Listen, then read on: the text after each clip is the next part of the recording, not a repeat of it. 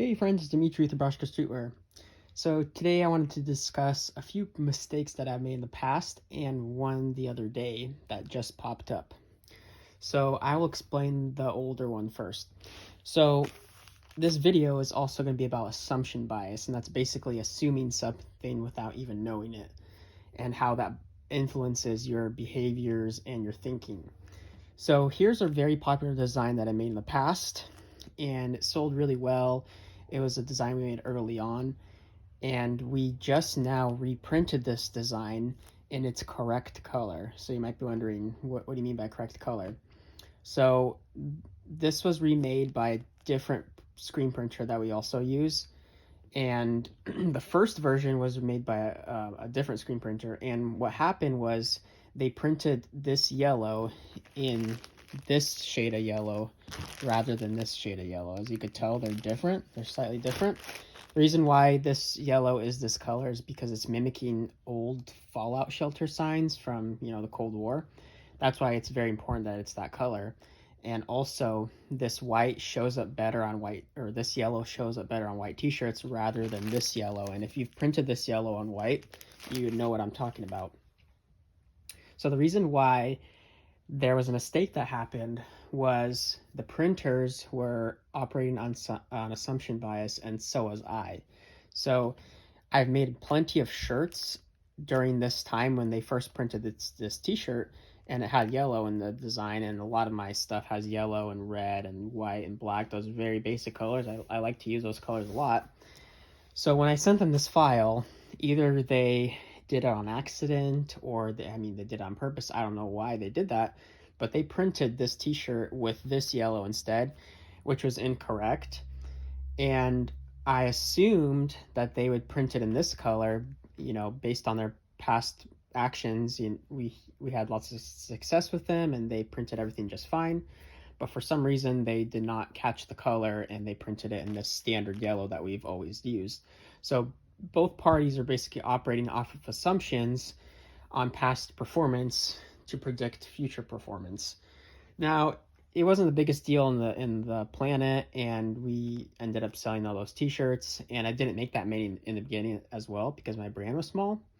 But this time around, we used different printers, and they got the color correct, and it looks really awesome.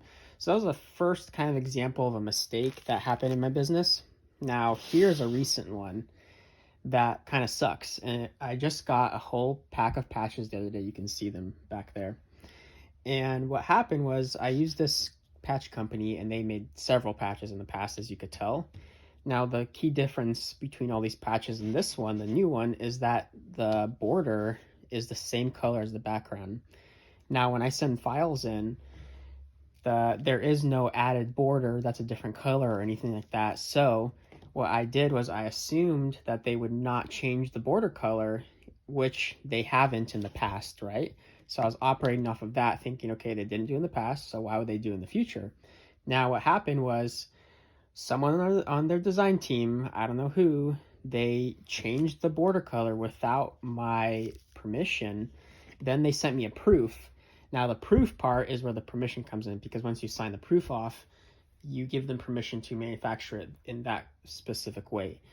Now, the reason why I didn't catch it was because this border color blended into the proof background really well. So it was like basically white on white. And I was also sort of in a rush to get these made. And I was using my assumption bias, thinking that they would basically make this patch the same sort of style as they did in the past. So I didn't check the proof as closely as possible. And in the proof, it said the border is going to be white, which I could have changed that. But like I said, a lot of stuff was stacking up against me to make this mistake. And what I should have done was I should have not assumed that they will make it like this. The reason why is because let's say that they change as a company, they change leadership, they change designers. Variables are changing without my knowledge, especially since this is the first patch that I've made in quite a while, I think a year. So, a lot of stuff could have changed in that time, and they might have different methods and, like I said, designers and producers and stuff like that. So they did that. And what I should have done was I should have just went slower and checked through the proof, because that's very, very important. if you're ordering a lot of stuff. Now, I didn't order like a crazy amount of these, and I did reach out to them, talk to them, and we made an agreement that they will kind of redo the order on a big discount. Because at the end of the day, it is my fault as a customer for signing the proof off. Like, I take responsibility for that. But the two variables, obviously, why that happened also was because they changed this border without my consent, and the border blends in with the proof background. So that it was just a bunch of variables stacking on top of each other to create this problem, which equals a defect.